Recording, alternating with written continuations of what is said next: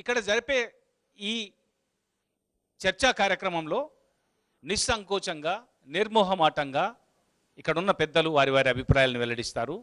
సభికుల్లో కూడా విభిన్న వర్గాల వాళ్ళు ఉన్నారు. ఇదే రాజధానిగా నిర్మించడానికి భూసేకరణ చేస్తామంటున్న గ్రామాలకు సంబంధించిన రైతులు ఉన్నారు,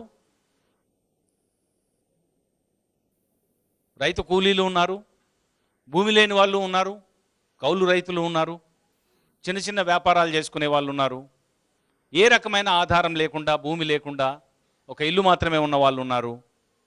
ఇల్లు ఉన్నా లేకున్నా ఇక్కడ జరుగుతున్న వ్యాపకాల మీద చేతి వృత్తులు చేసుకునో దినకూలీలుగా పనిచేస్తున్నో జీవితాన్ని వెల్లదీస్తున్న వాళ్ళు 1 సంవత్సరమో 2 సంవత్సరాలు 20 సంవత్సరాలు 50 సంవత్సరాలుగో కాదు, తరాల తరబడి ఇక్కడే ప్రత్యక్షంగా పరోక్షంగా జీవనోపాధి పొందుతున్న వాళ్ళు కూడా సభికుల్లో ఉన్నారు. వారు నిస్సంకోచంగా వారి అభిప్రాయాలను వ్యక్తం చేస్తే ఈ క్రోడీకరించబడ్డ అభిప్రాయాలన్నిటినీ సమీకరించి ఒక నివేదిక రూపంలో ఫ్యాక్ట్ సంస్థ రాష్ట్ర ప్రభుత్వానికి అందించాలనే ఉద్దేశంతో ఈ కార్యక్రమం ఏర్పాటు చేయడం జరిగింది. కనుక ఈ చర్చలోకి వెళ్ళే ముందు ఈ ముఖ్యమైన అంశం మీద పాల్గొని తమ అభిప్రాయాలని వెల్లడి చేసి ప్రస్తుత పరిణామాలపై తమకున్న భావజాలాన్ని పంచుకోవడానికి ఫ్యాక్ట్ సంస్థ తరపున ఆహ్వానించిందే తడువుగా అంగీకరించి ఈనాటి కార్యక్రమానికి వచ్చిన వేదిక మీద ఉన్న పెద్దల్ని మరోసారి ఉదయపూర్వకంగా నమస్కరిస్తూ ఈ చర్చను ప్రారంభిస్తూ ఉన్నాను. ఏమంటే ఇవాళ కాదు, అనాదిగా కూడా భూమి అనేది మానవునితోటి ఒక విడదీయలేని అనుబంధం కలిగి ఉన్న గ్రహం ఇది.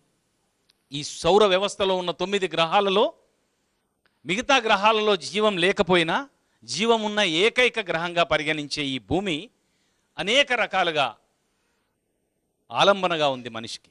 మనిషికి నిలువుగా ఉంది. ఇదే వాళ్ళకి ఉత్పత్తికి కానివ్వండి, వాళ్ళ ఉన్నతికి కానివ్వండి, వాళ్ళ గొప్పతనానికి కానివ్వండి, వాళ్ళ జీవితాన్ని సర్వ విధాలుగా కొనసాగించడానికి నిలువుగా ఉన్న నేల ఇది. ఈ నేలతోటి అపారమైన అనుబంధం ఉంది. ఇవాళ కాదు, హిరణ్యాక్షుడు భూమిని చెరబట్టిన నాటి నుంచి భూమిని చెరబట్టే వాళ్ళ చరిత్ర కూడా మానవ ఇతిహాసంలో వస్తూనే ఉంది. అయితే దీన్ని అధిగమించి ఎవరి హక్కుల్ని వారికి పరిరక్షించాల్సిన బాధ్యత ప్రజాస్వామ్య ప్రభుత్వాల మీద ఉంది. ఏ విపత్కర పరిస్థితుల్లోనైనా, ఏ అభివృద్ధి పథంలో అయినా భూమిని సేకరించాల్సిన పరిస్థితి, సమీకరించాల్సిన పరిస్థితి వస్తే ఆ మేరకు ఆ భూ యజమానులకి, తరతరాలుగా ఆ భూమికి అస్తిత్వంతో వస్తున్నటువంటి పౌరులకి కావలసిన కనీస న్యాయం చేసిన తర్వాతనే అటువంటి భూమిని సేకరించాలి అని అనేక దశల్లో న్యాయస్థానాలు కూడా తీర్పులు ఇచ్చిన సందర్భం ఉంది. సరిగ్గా ఏడాది కిందట 2013లో భూసేకరణ చట్టం కొత్తగా వచ్చినప్పుడు దాంట్లో అనేకమైనటువంటి ప్రజా సంఘాలు వ్యక్తం చేసిన అభిప్రాయాలను క్రోడీకరించి ఒక అద్భుతమైన ల్యాండ్ అక్విజిషన్ లా ఎన్ఫోర్స్మెంట్ తీసుకొచ్చినది కేంద్ర ప్రభుత్వం. ఈ సంవత్సరం 2014 జనవరి 1వ తేదీ నుంచి ఆ చట్టం అమల్లోకి వచ్చింది. దాంట్లో భూమి ఉన్న వాళ్ళకి, భూమి లేని వాళ్ళకి, భూమినే నమ్ముకొని ఉపాధి పొందుతున్న వాళ్ళకి ఏ రకమైనటువంటి ప్రత్యామ్నాయ ఉపాధి అవకాశాలు కల్పించాలి, వాళ్ళకి ఏ రకమైన నష్టపరిహారం, ఏ పరిమితుల మేరకు, ఏ అవసరాల మేరకు ఆ నష్టపరిహారాలను చెల్లించాలనో కూడా ఆ చట్టంలో స్పష్టంగా తెలిపి ఉంది. ఈ అన్ని అంశాలని పరిగణలోకి తీసుకున్నప్పుడు మనం ఇక్కడ ఏ అంశమైతే చర్చిస్తున్నామో, ఏది రాజధాని రావాల్సిన అవసరం ఉంది. ఇవాళ రాష్ట్రాలని పరిపాలించుకోవడానికి పోల్చి సాపేక్షంగా చూసినప్పుడు అద్భుతమైన రాజధానులు ఉన్న రాష్ట్రాలు ఉన్నాయి. ఒక కొత్త రాష్ట్రంగా విభజన తర్వాత ఏర్పడుతున్న ఒక రాష్ట్రంగా ఒక వినూత్నమైన అభివృద్ధికి సంకేతమైన ప్రామాణికమైన రాజధాని ఏర్పాటు చేసుకోవాల్సిన అవసరం ఈ రాష్ట్రానికి ఉంది. అదే సమయంలో ఈ రాష్ట్ర ప్రజలు, పౌరులు, భూమి యజమానులు, భూమి లేని నిరుపేదల యొక్క హక్కుల్ని కూడా పరిరక్షించుకోవాల్సిన అవసరం ఉంది. ఈ 2 రకాలుగా కూడా కీలకమైన ఈ సందర్భంలో ఈ చర్చని ప్రారంభిస్తూ ఒక్కొక్క స్పీకర్ 2-3 నిమిషాల పాటు మాట్లాడుతూ ఒక రౌండ్ పూర్తి చేసినాక సభికులలోంచి ఒక 5-6 అభిప్రాయాలని తీసుకొని మళ్ళీ 2వ రౌండ్లో కూడా నిర్దిష్టంగా వచ్చిన ప్రశ్నలు ఏమైనా, సందేహాలు ఏమైనా ఉంటే వాటికి సమాధానంగా వేదిక మీద ఉన్న పెద్దలు మాట్లాడితే సుహృద్భావంగా ఉంటుంది అనే ఉద్దేశంతో మనవి చేస్తూ చర్చను ప్రారంభించాల్సిందిగా నేను ప్రొఫెసర్ నరసింహారావు గారిని కోరుతున్నాను. ఈ రోజున ఇలాంటి చర్చా కార్యక్రమం పెట్టడం అనేది మంచి సంప్రదాయమే. ఏదైనా ఒక ముఖ్యమైన ప్రజా సమస్యల మీద కానీ లేకపోతే సామాజిక సమస్యల మీద. అయితే ఈ రాష్ట్ర విభజన నేపథ్యం అంతా కూడా మనందరికీ తెలుసు. 1953లో మనం విడిపోయినప్పుడు రాష్ట్ర రాజధాని విషయంలో జరిగిన అన్యాయం ఈ ప్రాంతానికి, ఆ తర్వాత తెలుగు ప్రజలందరూ కలిసి ఉండాలి అనేటట్టు మనం త్యాగం చేసి హైదరాబాద్కి రాజధాని త్యాగం చేయటము, ఆ రోజు రాజకీయ నాయకుల రాజకీయాల్లో 53లో మనకు రావాల్సిన రాజధాని కూడా రాకుండా పోవటం ఇదంతా తెలుసు. మన ప్రాంతం రాజధాని అర్హతలున్నా కానీ కాకుండా పోయిందని అందరూ కూడా మనం అనుకోవటం, బాధపడటం చాలా సంవత్సరాలు జరుగుతూనే ఉంది. గత 60 సంవత్సరాల నుంచి రాష్ట్ర విభజన జరిగింది. ఈ ప్రజలకి వ్యతిరేకంగా ఏ ఒక్కరు కూడా అంగీకారం లేకుండా రాష్ట్ర విభజన చేశారు. ఈ రోజున రాజధాని అంటూ ఒకటి లేకుండా మనం ఉన్నాం. రాజధాని నిర్మించాల్సిందే. రాజధాని అనేది ఎక్కడో చోట నిర్మించాలి. రాష్ట్రంలో ఎక్కడ నిర్మించాలి అనే దాని మీద చాలా రకరకాల చర్చలు వచ్చినాయి, చాలా రకరకాల డిమాండ్లు వచ్చినాయి. అయితే అందరికీ అనువైన ప్రాంతము, అందరికీ అందుబాటులో ఉన్న ప్రాంతము, అన్ని ప్రాంతాల వరకు ఆమోదయోగ్యమైన ప్రాంతాన్ని ఒక ప్రభుత్వం ఎన్నిక చేయాల్సి ఉంది. ప్రభుత్వం ఎన్నిక చేసిన దానికి రాష్ట్రం అంతా కూడా ఆమోదం తెలిపిందని నేను అనుకుంటా ఉన్నాను. ఈ రోజున ఏదో చిన్న కొద్ది గ్రూపులు రాజకీయ కారణాలతోనో ఇంకో కారణాలతోనో వ్యతిరేకించినా కానీ రాష్ట్ర ప్రజలందరికీ కూడా అనుకూలమైన ప్రదేశంలోనే రాష్ట్ర రాజధాని వచ్చిందని చెప్పి కూడా ఈరోజు రాష్ట్ర ప్రజలందరూ కూడా భావిస్తూ ఉన్నారు ఈ రోజున. అయితే రాజధాని నిర్మించడంలో భూసేకరణ అనేది తప్పనిసరి అంశం. ఇక్కడ భూమి లేకుండా రాజధాని నిర్మించలేము. అయితే ఇక్కడ విభిన్న వాదాలు ఉన్నాయి. రాజధానికి ఇంత భూమి అవసరమా అనేది కొంతమంది, రాజధానికి భూ సేకరణ కావాలి కానీ భూ సమీకరణ అవసరం లేదని కొంతమంది రకరకాల వాదనలు చేస్తున్నారు. దానికి దేనికైనా ఒక ఏ సేకరణ చేస్తే ఏం జరుగుతుంది, సమీకరిస్తే ఏం జరుగుతుంది అనేది చర్చ కూడా అవసరమే ఈ రోజున. అయితే ఈ సందర్భంగా ముఖ్యంగా రైతులకు భూమికి చాలా అభినవ సంబంధం ఉంటుంది. రైతు వాళ్ళ పెనవేసుకుంటుంది జీవితకాలం, గత చరిత్ర చెప్పిందని చెప్పి మనం అంతా అనుకుంటా ఉన్నాం. అయితే ఆ రోజులు పోయినాయి. ఈ రోజున భూమి మీద బతకలేకుండా ఉన్నాడు ఈరోజు రైతు. భూమిలో పనిచేయడానికి రైతు కూలి ఇష్టంగా లేడు. ప్రభుత్వ సర్వేల ప్రకారమే ఈ రోజున కేంద్ర ప్రభుత్వ నేషనల్ శాంపుల్ సర్వే వాళ్ళు 2 సార్లు 3 సార్లు చేశారు. వాళ్ళ సర్వే ప్రకారమే 100కి 65% మంది ఏదైనా అవకాశం వస్తే వ్యవసాయాన్ని విడిపెట్టడానికి సిద్ధంగా ఉన్నామని చెప్తా ఉన్నారు ఈ రోజున. అది రైతుల్లో ఉన్న నిరాశ, నిస్రూప వ్యవసాయం అంటే కూడా. ఈవెన్ బాగా అభివృద్ధి చెందిన 3 పంటల పండుతున్న ప్రాంతంలో రైతులు కూడా అదే అభిప్రాయం వ్యక్తం చేయటం మనం ప్రభుత్వ సంస్థలు చేపట్టిన సర్వేల ప్రకారమే తెలుస్తూ ఉంది ఈ రోజున. అయితే అదొక వంతు అభినవ సంబంధం అని ముందు కృష్ణకిషోర్ గారు అన్నారు కాబట్టి అది ఒకప్పుడు భూమి మాత్రమే మన జీవన ఆదాయమో లేకపోతే జీవితం అనుకున్న రోజులు ఈ రోజున పరిస్థితులు మారిపోయినాయి. ఆ భూమి మీద బతకలేని పరిస్థితి. అవకాశం వస్తే మారుదామనే వాళ్ళు 100కి ఇప్పుడు 8 సంవత్సరాల నాడు చేసి ఈ రోజు ఎక్కువ పెరిగారు. ఇంకా ఈ రోజున కూడా సమీకరణ లేకపోతే సేకరణ అనే దాని మీద చర్చ ఈ రోజున. ఏది చేసినా కానీ రైతులందరూ ఒప్పుకోవాలి. ఈ సందర్భంగా నేను నాగార్జున యూనివర్సిటీలో పరిశోధన విద్యార్థులతో ఒక సర్వే నిర్వర్తించాం. అన్ని గ్రామాల్లో తిరిగాం. రైతులను మాత్రమే మొట్టమొదటిగా ఇంటర్వ్యూ చేశాం. 93% రైతులందరూ కూడా రాజధాని మాకు రావడం ఇష్టమని చెప్తా ఉన్నారు. 93% రాజధాని ఇష్టమని చెప్తా ఉన్నారు. దీంట్లో ఎటువంటి సందేహం లేదు. అయితే వాళ్ళకి కావలసిన కాంపన్సేషన్ విషయంలో వాళ్ళకి భిన్నాభిప్రాయాలు ఉన్నాయి. మెట్ట ప్రాంత రైతులు ఒక రకంగా ఉన్నారు, మూడు పంటలు పండే ప్రాంత రైతులు ఒక్కో రకంగా ఉన్నారు. ఇది వాస్తవం. అయితే ఇంతమంది రైతులు భూ సమీకరణకు అనుకూలంగా ఉన్నారనేది వాస్తవం. ఎవరైనా ఒప్పుకోవాల్సింది అది. అప్పుడున్న రైతులందరూ కూడా చెప్తా ఉన్నారు. ఇది 93% ఒప్పుకున్న తర్వాత అయితే వాళ్ళు మేము ఒప్పుకుంటున్నాం కానీ కాంపన్సేషన్కి మాకు పెంచాలనో ఏదో రకరకాల వాళ్ళకి ఎంప్లాయ్మెంట్ కావాలని రకరకాల అవన్నీ కూడా ప్రభుత్వం చూడాల్సిందే. అది డిఫరెంట్ ఆస్పెక్ట్. ఇక్కడ భూమి హక్కులని కాపాడవలసిన లేకపోతే ఇంకా మన చట్టాలు ఏవో ఉన్నాయి, అవన్నీ కూడా ఇక్కడ వర్తిస్తాయి. ఎప్పుడు రైతు హక్కులు కానీ రైతు కూలీల హక్కులు కానీ వాళ్ళకి ఇష్టం లేని రోజున రైతులు వాళ్ళు ఇష్టంగా లేనప్పుడు అవన్నీ కూడా చర్చకు వస్తుంది అది. ఈరోజు వాళ్ళందరూ ఇస్తామని అన్నప్పుడు అవన్నీ కూడా పెద్ద చర్చనీయం కాదని నేను అనుకుంటా ఉన్నాను ఈ రోజున. అయితే ఇన్ని ఎకరాలు ఎందుకు, రాజధానికి ఇన్ని ఎకరాలు అవసరం లేదు, ఒక 1000 ఎకరాలు చాలు, 2000 ఎకరాలు కాదు అనేవాళ్ళు కూడా చాలామంది ఉన్నారు. రాజధాని అంటే ఇక్కడ ఒక పరిపాలనా భవనము, సెక్రటేరియట్ లేకపోతే అసెంబ్లీ కాదు ఇక్కడ. ఈ రోజున మనం హైదరాబాద్ నుంచి వచ్చేసాం. హైదరాబాద్ మహానగరం అది. అక్కడ ఉద్యోగ ఉపాధి అవకాశాలు కానీ లేకపోతే మిగిలిన ఎడ్యుకేషన్ ఇన్స్టిట్యూషన్స్ కానీ ఇవన్నీ కూడా అక్కడ కేంద్రీకృతమైనవి. ఎందుకు కేంద్రీకృతమైనవి? ఒక మహానగరం, ఒక మెట్రో నగరం ఉండటం వలన అక్కడ దేశాల నుంచి పెట్టుబడులు అక్కడ ఆకర్షిస్తూ ఉన్నారు. అక్కడ ఉపాధి అవకాశాలు వస్తూ ఉన్నాయి. ఎందుకు ఇంతకుముందు విశాఖపట్నం కానీ విజయవాడ కానీ అంతకుముందు ఆ పెట్టుబడిదారులందరూ ఇక్కడికి రాకుండా హైదరాబాద్లో ఎందుకు ఉన్నారు అంటే, ఒక మహానగరము, ఒక అంతర్జాతీయ స్థాయిలో అక్కడ జీవన ప్రమాణాలు లేకపోతే ఇన్ఫ్రాస్ట్రక్చర్ అన్నీ ఉంటేనే వాళ్ళందరూ వస్తూ ఉన్నారు. అలాంటి నగరం ఒకటి మనకు పోయింది మనకి. అలాంటి నగరం ఒకటి ఉండాలని చెప్పేసి సీమాంధ్ర ప్రజలందరూ కూడా కోరుకుంటా ఉన్నారు. హైదరాబాద్ దీటైన నగరం ఒకటి మనకు కావాలి, మనం నిర్మించుకోవాలి. మన పిల్లలకి ఉద్యోగ అవకాశాలు లేకపోతే ఉపాధి అవకాశాలు ఇవన్నీ కూడా పెరగాలని చెప్పేసి మన సీమాంధ్ర ప్రజలందరూ కోరుకుంటున్నారు. దానికి అనుగుణంగానే ఒక పెద్ద మెట్రో సిటీ నిర్మించాల్సిన అవసరం ఉంది. అందులో అన్ని సౌకర్యాలు ఉండి ప్రపంచ స్థాయి పెట్టుబడిదారులందరూ ఆకర్షించాల్సిన అవసరం కూడా ఉంది ఆ నగరం. అందుకు గాను ఆ ఇన్ఫ్రాస్ట్రక్చర్ అది కూడా క్రియేట్ చేయాలంటే ఎడ్యుకేషన్ ఇన్స్టిట్యూట్స్, ట్రైనింగ్,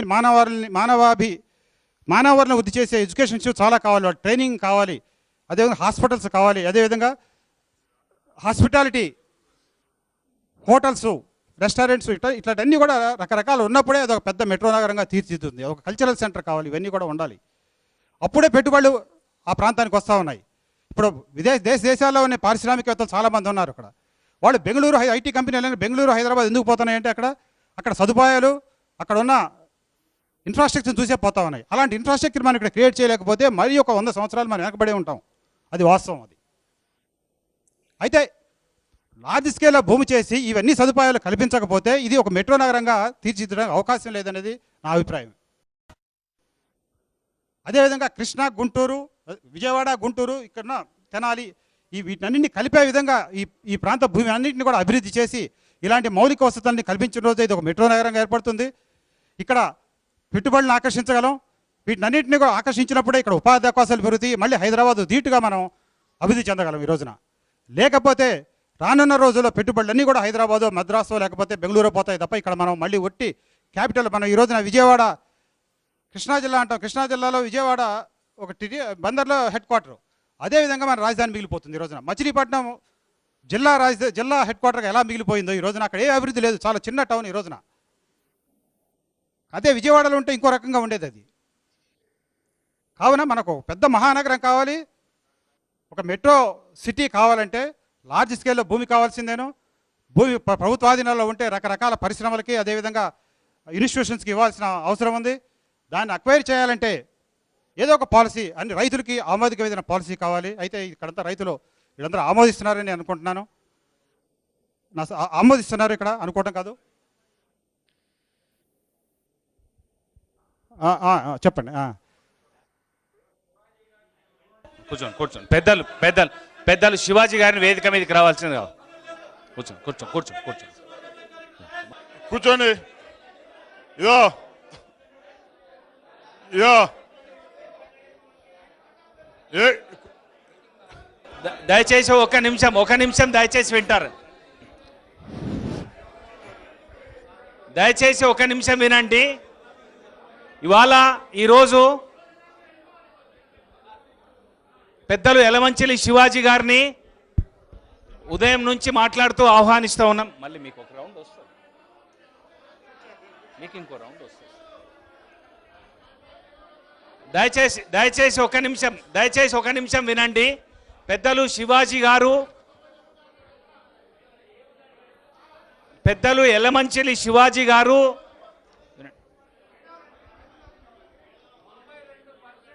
మాట్లాడితే చర్చ కాదు, మీరు వినండి. చర్చలో ఖండించే వాళ్ళు కూడా ఉంటారు. వినండి, అందరు మాట్లాడతారు.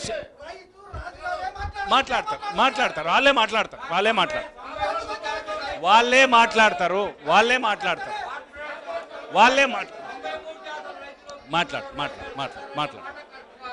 కరెక్ట్. దయచేసి వినండి. సభికులందరికీ మరొకసారి మనవి చేస్తున్నాము, మనం ఏకపక్షంగా ఉపన్యాస కార్యక్రమాలు ఇక్కడ ఏర్పాటు చేయలేదు. ఇక్కడ ఏకపక్షంగా అభిప్రాయాలు వ్యక్తం చేస్తే అవే నిజమని, అవే శిలాక్షరాలని భావించడానికి ఇక్కడికి రాలేదు. మనము ప్రజల యొక్క మనోభావాల్ని ప్రతిబింబించాలి. వాస్తవం ఏంటి, ప్రచారం ఏంటి, నిజాలేంటి, నిందలేంటి, నిజాలేంటి, నిందలేంటి, వాస్తవాలేంటి, వదంతులేంటి, వాటికి సంబంధించి స్వేచ్ఛగా అభిప్రాయాలు వెల్లడి చేయడం కోసం ఏర్పాటు చేసుకున్న ఈ కార్యక్రమం.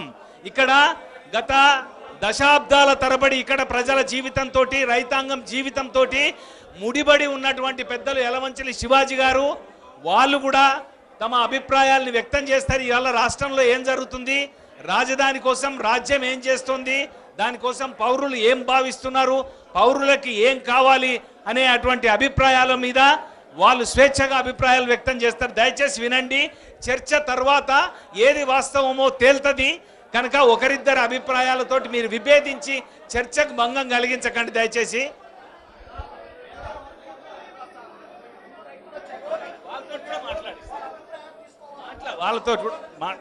వాళ్ళతో కూడా మాట్లాడిస్తాం. షూర్, తప్పకుండా మాట్లాడిస్తాము.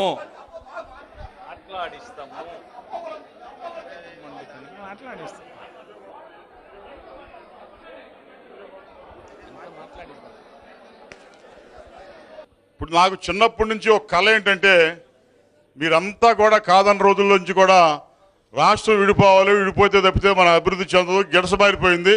హైదరాబాద్ని వాటేసుకుని ఒక 10 మంది సంపదని మేటేసుకుపోయారు. మన ప్రాంతాలు కూడా అభివృద్ధి చెందాలని చెప్పి నా చిన్నప్పటి నుంచి కళ. ఒక 15-16 సంవత్సరాల నాడు నేను పరివెళ్ళినప్పుడు ఆ రోజుల్లో 30,000 రూపాయలు ఉంది ఆ ఊర్లో పొలం. 30,000 రూపాయలు ఉంది. మీకు తెలుసు పరివి సంగతి.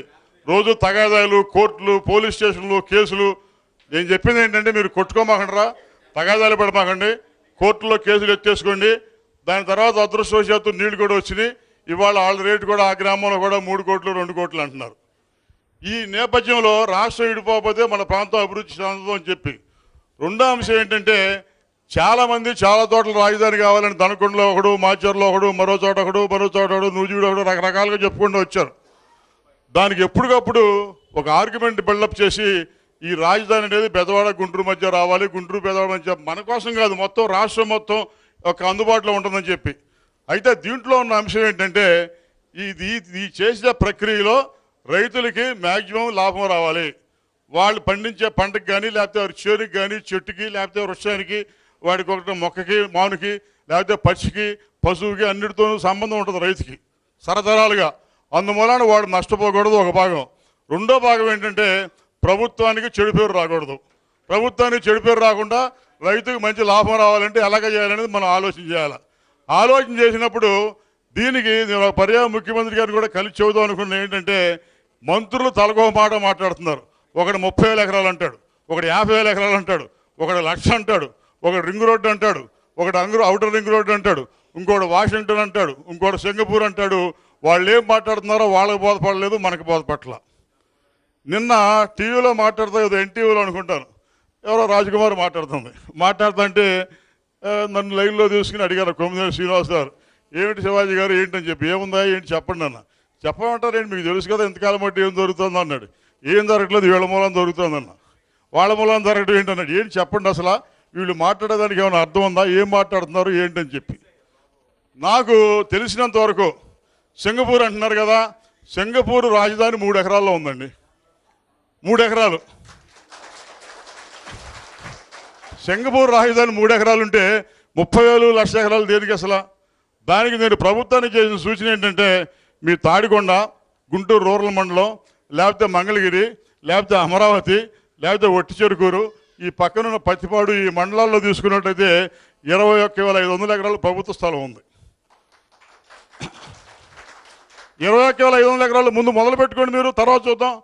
తర్వాత చూసి ఏదో ఇస్తామని తీసుకోండి, మీకు అవసరమైనప్పుడు మిగతా సంగతి నేను కొర ఉంటుంది, నేను మాట్లాడతానని చెప్పాను. ఇది 21,500 ఎకరాలు ఉంటే దీంట్లో చిత్రం ఏంటంటే మొన్న జూలై 9వ తారీఖున ఒక జీవో ఇచ్చారు, 2 జీవోలు ఇచ్చింది గవర్నమెంట్. చీఫ్ సెక్రటరీకి నేను ఫోన్ చేసి చెప్పా, ఏమయ్యా మీకు ప్రభుత్వం ఎట్లా నడుస్తుందో మీకు ఏమైనా బోధపడుతుందా? ప్రతి అంగుళం లెక్కేసి చూసుకుంటున్నాం మనం. చూసుకునే పరిస్థితుల్లో మంగళగిరి నుంచి పెదవాడ వెళ్ళే హైవే పక్కన ఆల్ట్రా ట్రెక్ అనేది ఒకటి ఉంటుంది. అక్కడ 2 జీవోలు ఇచ్చి 20 ఎకరాలు ఎలిమినేట్ చేశారా గవర్నమెంట్ ల్యాండ్, మీకు తెలిసిందే ఏదన్నా? అదేంటంటే అట్లా చేశారన్నాడు, పలానా జీవో నెంబర్ ఇదే అని చెప్పా. అట్టా ఈ ఊరు కలెక్టర్ని, ఈ జిల్లా కలెక్టర్ని, లేకపోతే కృష్ణా జిల్లా కలెక్టర్ని, ఈ మున్సిపల్ కమిషనర్ని, లేకపోతే ఉడా వైస్ చైర్మన్ని, వీళ్ళని ఎవరన్నా అడగండి అసలు గవర్నమెంట్ ల్యాండ్ ఎంత ఉందో గుంటూరులో, ఎవరి దగ్గర లెక్క ఉందా? 2900 ఎకరాలు గవర్నమెంట్ ల్యాండ్ ఉంది గుంటూరు మున్సిపల్ లిమిట్స్లో. 2900 ఎకరాలు మున్సిపల్ లిమిట్స్లో ఉంటే దాన్ని బందోబస్తు చేసుకోవడం చేతకావట్లేదు. వీళ్ళకి చేతగాక మిగతా ప్రక్రియ అంతా మొదలుపెట్టారు. నేను ఇంకో సూచన చేసింది ఏంటంటే, నాగార్జున యూనివర్సిటీ ఉంది. నాగార్జున యూనివర్సిటీలో మనం చూస్తే ఆఫీసర్ల కమిటీ వచ్చినప్పుడు వాళ్ళు ఆశ్చర్యపోయారు. ఏంటంటే అసలు ఇంతెందుకు కట్టారండి వీళ్ళు, మాకు అర్థం కావట్లేదు అన్నారు. 4 లక్షల అడుగులు నేల, 4 లక్షల అడుగులు ప్లింత్ ఏరియా ఖాళీగా ఉందండి అక్కడ. మన ప్రొఫెసర్ గారికి తెలుసు, మిగతా వాళ్ళకి తెలుసు. 1,40,000 అడుగులు ఏది స్కూల్ ఆఫ్ డిస్టెన్స్ ఎడ్యుకేషన్ కట్టిన బిల్డింగ్ ఖాళీగా ఉంది. అదే మాదిరిగా మిగతా బిల్డింగ్లు ఖాళీగా ఉన్నాయి. దాంట్లో ముఖ్యమంత్రి గారు కానీ మిగతా మంత్రులు కానీ చెప్పా, కిషోర్ ఒక ఆయన మంత్రి ఉన్నాడు, ఏమయ్యా నువ్వు ఎందుకు అసలు నీకు ఇన్ని డిపార్ట్మెంట్లు ఉన్నాయి, సోషల్ వెల్ఫేర్ డిపార్ట్మెంట్స్ ఉన్నాయి, సోషల్ వెల్ఫేర్ డిపార్ట్మెంట్స్ కానీ లేకపోతే ఎడ్యుకేషన్ డిపార్ట్మెంట్ కానీ నాగార్జున యూనివర్సిటీలో కూర్చోండి మీరు, లేకపోతే ఆ పుల్లారావుని వచ్చి దీంట్లో కూర్చోమనండి మన లామ్లో, లేకపోతే కృష్ణా జిల్లా మంత్రి ఒక ఆయన ఉన్నాడు దేవినేని ఉమాశ్వరరావు, ఆయన ఇరిగేషన్ డిపార్ట్మెంట్ అక్కడ కూర్చున్నాడు కదా. ఈ మాదిరిగా తీసుకుంటే గుంటూరు పెదవాడలో కట్టిన బిల్డింగులు ఖాళీగా 10 లక్షల అడుగులు ఉన్నాయి సుమారుగా. ఈ 10 లక్షల అడుగుల్లో కూర్చుని మీరు కార్యక్రమం మొదలు పెట్టుకోండి. ఇవాళ మీకు ల్యాండ్ పూలింగ్ కానీ లేకపోతే ల్యాండ్ ఎక్విజిషన్ కానీ ఈ ప్రక్రియ అంతా పూర్తయ్యేపాటికి నా అంచనా ప్రకారం 10 సంవత్సరాలు పడుతుంది. 10 సంవత్సరాలు తక్కువ పట్టదు, అసలు 10 సంవత్సరాలు పడుతుంది. 10 సంవత్సరాలు పట్టినాక ఎప్పుడు కడతారు, ఎప్పుడు చేస్తారు, దీనికి డబ్బులు ఎక్కడి నుంచి వస్తుందంటే ఛత్తీస్గఢ్లో రాయ్పూర్లో జరిగింది ఏంటంటే 14 సంవత్సరాలు అయింది రాష్ట్రం ఏర్పడి. 14 సంవత్సరాల్లో 5,000 కోట్ల రూపాయలు 14 సంవత్సరాలు బట్టి రాష్ట్ర గవర్నమెంట్ ఖర్చు పెడితే ఎర్రని యాగాని కూడా సెంట్రల్ గవర్నమెంట్ ఇవ్వాల, ₹1 కూడా ఇవ్వలేదండి సెంట్రల్ గవర్నమెంట్. ఈ నేపథ్యంలో 30,000 ఎకరాలు 30,000 ఎకరాలు బాగు చేయాలి, బాగు చేసి రోడ్లు వేయాలి, రోడ్లు వేసి దాంట్లో పార్కులు వేయాలి, పార్కులు వేసి హాస్పిటల్ కట్టాలి, హాస్పిటల్ కట్టి సబ్స్టేషన్ కట్టాలి, సబ్స్టేషన్ కట్టినా మెట్రో రైలు పెట్టాలి, మెట్రో రైలు పెట్టినా స్కూల్ పెట్టాలి. దీనికి ఎకరానికి ₹1,00,00,000 అవుతుంది. అంటే 30,000 కోట్ల రూపాయలు ఎక్కడ ఇప్పుడు అసలు? అందుమూలన ఇది అయ్యే పని కాదు, పోయే పని కాదు, దానికి తొందర లేదు. ముందు మీరు ఎక్కడో చోట కూర్చుని మీరు పరిపాలన మొదలు పెట్టుకుంటే మిగతా ప్రక్రియ తర్వాత మొదలు పెట్టుకోవచ్చు అని ఒక సూచన చేసింది. అయితే ఎవరు మన సూచన వినేవాళ్ళు ఉండరు. ఈ మాదిరిగా జరిగే నేపథ్యంలో యునైటెడ్ నేషన్స్ ఆఫ్ ఐక్యరాజ్య సమితి మొత్తం 20 ఎకరాల్లో ఉంది. 20 ఎకరాలు మొత్తం ప్రపంచంలో ఉన్న దేశాలన్నింటినీ కూడా పరిపాలన చేసే ఐక్యరాజ్య సమితి 20 ఎకరాల్లో ఉంది. మరి హైదరాబాదు సెక్రటేరియట్ 22,500 ఎకరాల్లో ఉంది. హైదరాబాద్లో ఉన్న హైకోర్టు 12 ఎకరాల్లో ఉంది. హైదరాబాద్లో ఉన్న అసెంబ్లీ కౌన్సిల్ కలిపి 8,500 ఎకరాల్లో ఉంది. దీన్ని మొత్తంగా చూసుకున్నట్టయితే మనకి ఎంత ఎంత కింద పెట్టి పైన పెట్టి లెక్కేసినా కూడా ఇన్ని వేల ఎకరాలు ఎందుకు అవసరం నాకైతే బోధపడలేదు. మరి ఈ నేపథ్యంలో మరి కొంతమంది రైతులు ఒప్పుకున్నారంటున్నారు, కొంతమంది ఒప్పుకోలేదు అంటారు. ఒప్పుకున్నా ఒప్పుకోకపోయినా నా సూచన ఏంటంటే ఈ రైతులేం పరాయి వాళ్ళు కాదు, రైతులంతా మనవాళ్లే. రైతులు ఆయన శత్రువులా మనకి, వాడేమో చైనా వాడా, రష్యా వాడా, పాకిస్తాన్ వాడా, వాడంతా మనవాళ్లే.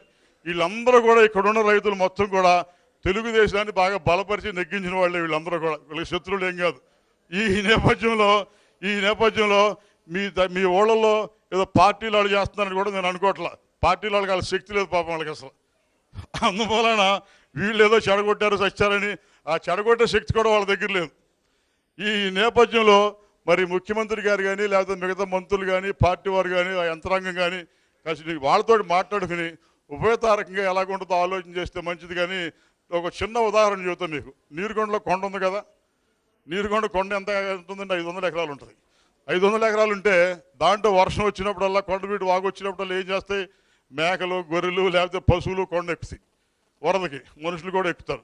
ఇప్పుడు ఆ కొండ ఏం చేస్తారు, ఆ కొండ నుంచుతారా, కొండను కారు కింద అమ్మేస్తారు. అమ్మేసిన తర్వాత 500 ఎకరాలు ఏం చేస్తారు, దాన్ని ఏం చేస్తారు.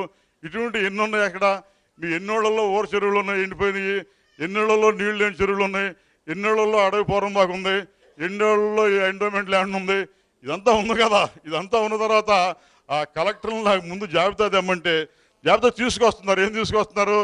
నూజివీడులో 30,000 ఎకరాలు ఉంది అడవి అని చెబుతారు. నేను వెళ్ళి చూస్తే ఒక అంగుళం కూడా లేదు అక్కడ.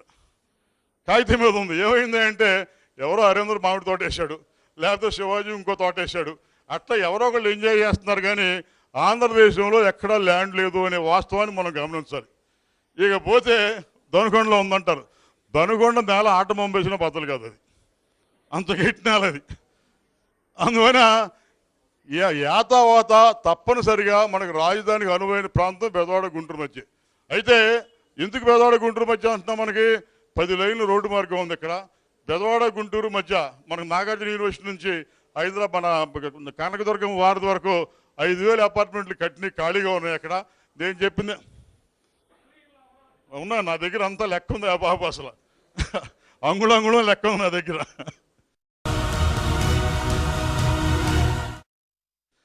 మరి ఏం పని లేకుండా నాకు వ్యవసాయం లేదు, వ్యాపారం లేదు, లేకపోతే ఇంకో ఉద్యోగం లేదు, పైరువి లేదు.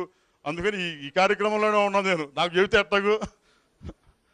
అందువల్ల నేను గవర్నమెంట్ చెప్పింది ఏంటంటే, మీరు ఇమీడియట్గా హెడ్స్ ఆఫ్ ది డిపార్ట్మెంట్స్ కార్యాలయాలు ఇక్కడ మార్చుకుని మా పిల్లలు అక్కడ చదువుకుంటున్నారు, మాకు ఇల్లు కావాలంటారా? Let them retain the quarters at హైదరాబాద్లో ఉన్న క్వార్టర్స్ వాళ్ళ కింద అట్టిపెట్టండి. వాళ్ళ కింద అట్టిపెట్టి 5,000 అపార్ట్మెంట్లు ఖాళీగా ఉన్న అపార్ట్మెంట్స్ని రిక్విజేషన్ చేసి ఆ సిబ్బందికి ఇవ్వండి, ఇక్కడ పరిపాలన సాగించుకోండి. హెడ్స్ ఆఫ్ ది డిపార్ట్మెంట్స్ ఒక భాగం, సెక్రటేరియట్ ఒక భాగం. సెక్రటేరియట్లో ఉన్న సిబ్బంది ఎంతమంది? 4,500 మంది. 4,500 మందిలో ఆంధ్రులు ఎంతమంది? 2,500 మంది. 2,000 మంది తెలంగాణ వాళ్ళు. 2,500 మంది కూడా ఏం చేస్తారు? అక్కడ ప్రభుత్వం వారికి జీవోలు తయారు చేయడం, లేకపోతే గెజెట్లు రూపొందించడం, విధానపరమైన నిర్ణయాలు తయారు చేయడంలో సహకరిస్తారు. సహకరించిన తర్వాత ఆ తయారు చేసిన విధానాలు, పద్ధతులు, లేకపోతే జీవోలు ఎక్కడ అమలు చేయాలి? క్షేత్రంలో ఉన్న క్షేత్రస్థాయి సిబ్బంది హెడ్స్ ఆఫ్ ది డిపార్ట్మెంట్ చేయాలి. హెడ్స్ ఆఫ్ ది డిపార్ట్మెంట్స్ అక్కడ ఏం పని అండి? అసలు ఎండోమెంట్స్ కమిషన్ ఉన్నారు. ఎండోమెంట్స్ కమిషన్ మన అమరావతి గుడి బాగు చేయాలి, లేకపోతే శ్రీశైలం గుడి బాగు చేయాలి, లేకపోతే నేమో అక్కడ తిరుపతి గుడి బాగు చేయాలి. కానీ హైదరాబాద్లో పోలవరం గుడి, చెంచాలమ్మ గుడి బాగు చేయడు కదా అతను. అదే మాదిరిగా మన అగ్రికల్చర్ కమిషన్ ఉన్నాడు. అగ్రికల్చర్ కమిషన్ ఇక్కడుండి మన పని చూడాలి, కానీ మన ప్రాంతానికి ఎక్కడో దూరంగా 300 కిలోమీటర్లో లండన్లో పరిపాలన ఉన్నట్టుగా వాళ్ళు అక్కడ కూర్చొని పరిపాలన చేయడానికి వీలు లేదు కదా. అందుకని తక్షణం హెడ్స్ ఆఫ్ ది డిపార్ట్మెంట్ మన ప్రాంతానికి మార్చాలి. మార్చడానికి ఇక్కడ స్థలం అనువుగా ఉంది, రూపాయి ఖర్చు పెట్టాల్సిన పని లేదు. మన స్పీకర్ గారు కూడా అసెంబ్లీ సమావేశాలు ఇక్కడ పెడతానని చెప్పాడు ఆయన, ఎక్కడ డైక్మెన్ హాల్లో. ఎంత దౌర్భాగ్యం అంటే, నేను నరసింహారెడ్డి వాళ్ళతో పోట్లాడేది ఏంటంటే, 70 ఏళ్ళు అయిపోయిన తర్వాత ఆంధ్రదేశంలో 170 మంది 175 మంది ఎమ్మెల్యేలు మనుషులు కూర్చొని మాట్లాడుకోవడానికి ఒక ఆడిటోరియం కూడా లేని దౌర్భాగ్య స్థితిలో మనం ఉన్నామంటే ఇంతకన్నా దుర్మార్గం ఏమీ లేదండి. హైదరాబాద్ అని చెప్పి ఆ డైక్మెన్ హాల్లో అసెంబ్లీని, కౌన్సిల్ని 2 నడుపుకోవచ్చు. అక్కడ ఆ 300 ఎకరాల్లో తీసుకున్నట్టయితే నాగార్జున యూనివర్సిటీ వాళ్ళే ఉంటారు. అమ్మో మాదేట అంటున్నారు. నాగార్జున యూనివర్సిటీలో ఉద్యోగం చేసేవాళ్ళు, నాగార్జున యూనివర్సిటీలో చదువుకునే వాళ్ళు మాది ఇవ్వడానికి ఇల్లు లేదంటే, రైతులు పాపం తరతరాల నుంచి చేసుకునే వాళ్ళు ఇవ్వడానికి ఎట్ట ముందుకు వస్తారండి? నాగార్జున యూనివర్సిటీ వాళ్ళు సొంతం కాదు. నాగార్జున యూనివర్సిటీ వాళ్ళంతా యూనివర్సిటీలో ఉంటున్నాళ్ళు, ఎస్విఎన్ కాలనీలో ఉంటున్నారు. నాగార్జున యూనివర్సిటీలో 1976లో నాగార్జున యూనివర్సిటీ పెడితే ఇవాళకి ఒక్క స్టాఫ్ మెంబర్ కూడా నాగార్జున యూనివర్సిటీలో కాపురం ఉంటున్నా, ఒక్కడంటే ఒక్కడు. అందువల్ల నేను మనవి చేసేది ఏంటంటే, ఎప్పుడైనా ఒక రాష్ట్రం ఏర్పడినప్పుడు, ఒక సంస్థ ఏర్పడినప్పుడు ఫౌండేషన్ కాస్త గట్టిగా పడితే అది 10 కాలాల పాటు సుఖంగా ఉంటుంది. ఆంధ్ర యూనివర్సిటీ పెట్టారు. ఆంధ్ర యూనివర్సిటీ పెడితే కట్టమంది రామలింగారెడ్డి గారు, సర్వేపల్లి రాధాకృష్ణ గారు పునాది గట్టిగా వేశారు. అందుకని ఇవాళ కూడా చాలా గట్టిగా ఉంది.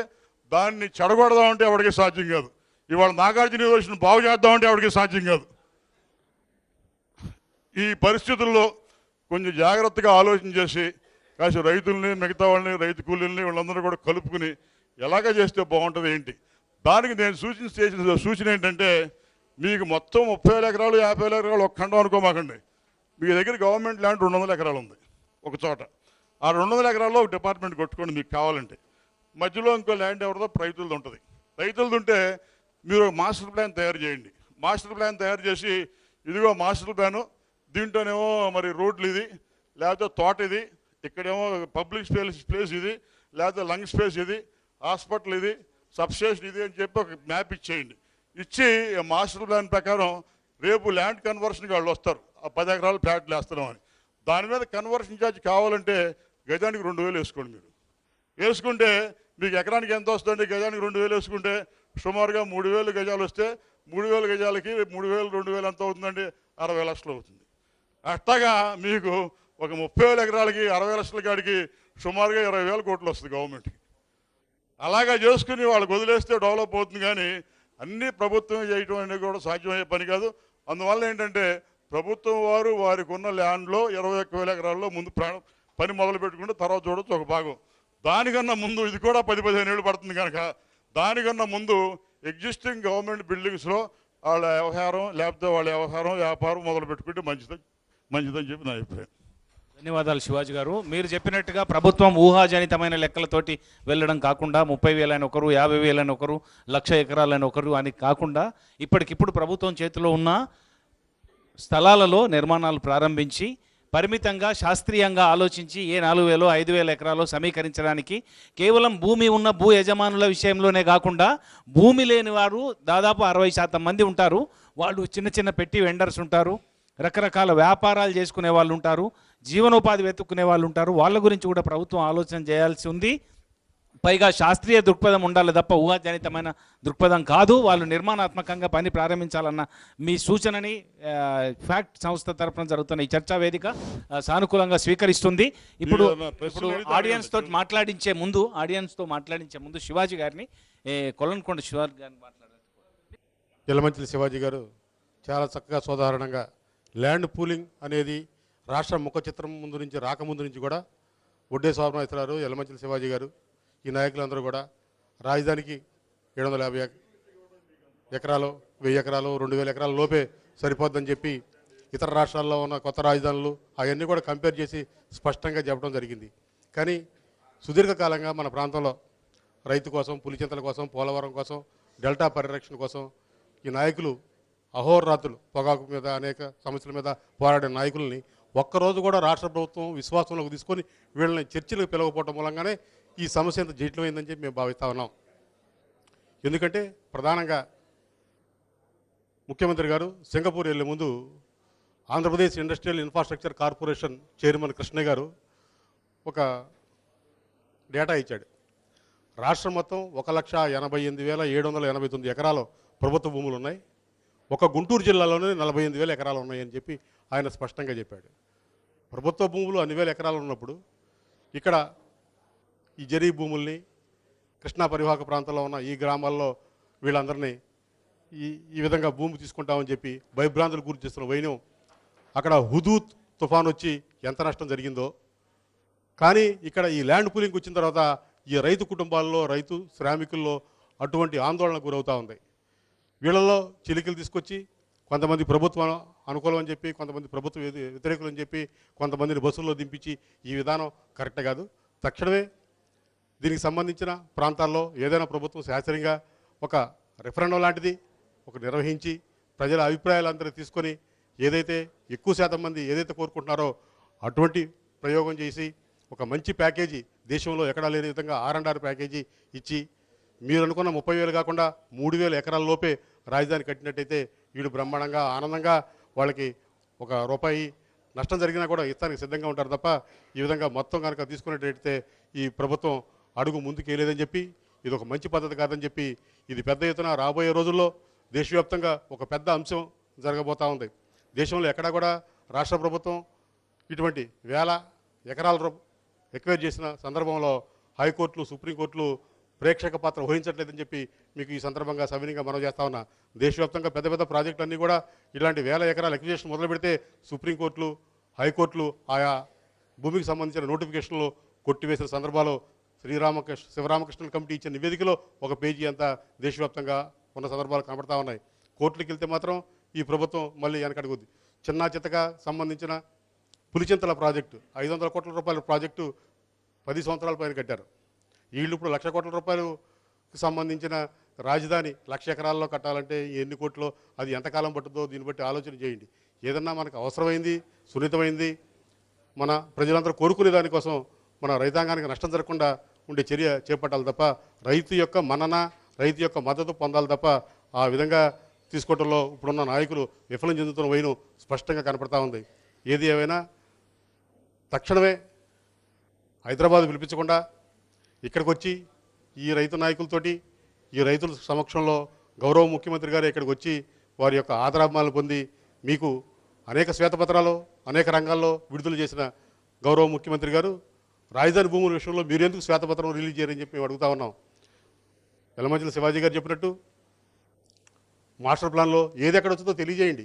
ఇప్పుడు వీళ్ళందరూ భూములు ఇచ్చిన తర్వాత నివాస గృహాలు ఉంటాయో ఓడతాయో కూడా తెలియదు. ఇప్పటివరకు మాస్టర్ ప్లాన్ రూపొందించాల ఉన్న కూడా రద్దు అయిపోతుంది, కొత్తది ఏదో సిఆర్డిఏ అని కొత్తగా వస్తూ ఉంది. ఇదంతా కూడా అగమ్య గోచరంగా ఉంది. ఇదంతా కూడా ఏది ఏమైనా రైతులకి ఇబ్బంది పెట్టి రైతు భూములను లాక్కునే ఈ వైనం కాకుండా నచ్చజెప్పి ఉభయలో కూర్చొని ఒక చర్చ చేయడం కోసం తక్షణమే శాసనసభ సమావేశాలు ఏర్పాటు చేయాలని చెప్పి ఆ విధంగా ముందుకెళ్ళి ఒక స్పష్టమైన విజన్తో మీరు సేకరణ లేకపోతే ఎక్విజేషనా అనే దాన్ని కాకుండా ఏదైతే బాగుంటుంది తక్కువ క్వాంటిటీలో తక్కువ విస్తీర్ణంలో రాజధాని నిర్మించే దానికోసం ఇప్పుడు మొన్న వచ్చిన 3 రాష్ట్రాల్లో ఛత్తీస్గఢ్ కానీ ఇతర ప్రాంతాల్లో కానీ రాత్రిపూట ఆ ఉద్యోగస్తులు ఎవరు ఆ రాజధానిలో నివాసం ఉంటారు. వాళ్ళు గాంధీనగర్ నుంచి ఇతర ప్రాంతాలకు వస్తారు, నయా రాయ్పూర్ నుంచి ఛత్తీస్గఢ్ వస్తారు. అటువంటిది కాకుండా కొద్దిగా మనకి మంచిదైనా కూడా ఇంత పెద్ద ఎత్తున డెవలపర్కి లాభం జరిగే విధంగా కాకుండా డెవలపరు రైతు కలిసి జాయింట్ వెంచర్ తోటి చేసుకోవాలి. ప్రభుత్వం అనేది ఒక ట్రస్టీ లాగా ఉండాలి తప్ప ప్రభుత్వమే రైతుని కొల్లగొట్టి తద్వారా లాభం పొందే విధంగా ఇన్ని వేల ఎకరాలు సేకరణ చేస్తే దాదాపు 45,000 కోట్ల రూపాయలు ప్రభుత్వానికి లాభం జరుగుతుందని చెప్పి ఒక అంచనా పత్రికల్లో వార్తలు వస్తూ ఉన్నాయి.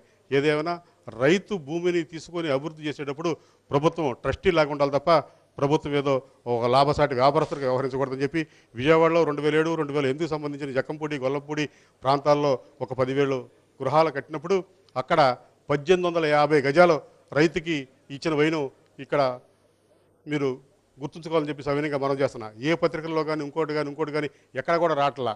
కానీ అక్కడ 1850 గజాలు ఇచ్చారు బ్రహ్మాండంగా డెవలప్ చేసి. కానీ మీరు ఏమి ఇస్తారని చెప్పి రైతుకి ఏమి చెప్పకుండా 1000 గజాలని ఒకటి, ఇంకో 100 గజాలని ఒకటి ఈ విధంగా చెప్పడం సరైనది కాదు. ఏది ఏమైనా రైతుల అభిప్రాయాల మేరకే మీరు ముందుకెళ్లాలని చెప్పి ఏది ఏమైనా మీ తుళ్ళూరు ప్రాంతంలో మీ ప్రాంతంలో పోరాటం చేసే అనుమూల గాంధీ గారు కానీ, శాస్త్రి గారు కానీ, హరీంద్రనాథ్ చౌదరి గారిని ఇతర పెద్దలందరూ కూడా రైతు కూలీలందరూ కూడా మేము ఎప్పుడు మీకు అండగా దండగా ఉంటామని చెప్పి మనం చేస్తూ ఉన్నాం. ఏది ఏమైనా ప్రభుత్వం మాత్రం ఈ నాయకుల్ని అవమానం చేయకుండా వీళ్ళు కూడా హైదరాబాద్ వెళ్తారు, రైతు నాయకులందరూ రమణమని చెప్తే ఈ నాయకులు మాత్రం బస్సుల నుంచి దింపేసిన పోయిన ప్రభుత్వం ఇటువంటి చర్యలకు పూనుకోకూడదని చెప్పి వీళ్ళని సాధారణంగా గౌరవించాలని చెప్పి వీరి అభిప్రాయాలు తీసుకున్న తర్వాతే పని బిగించేయాలని చెప్పి ప్రభుత్వం రైతుల్లో విశ్వాసం కలగజేయాలని చెప్పి కోరుకుంటా ఉన్నాం.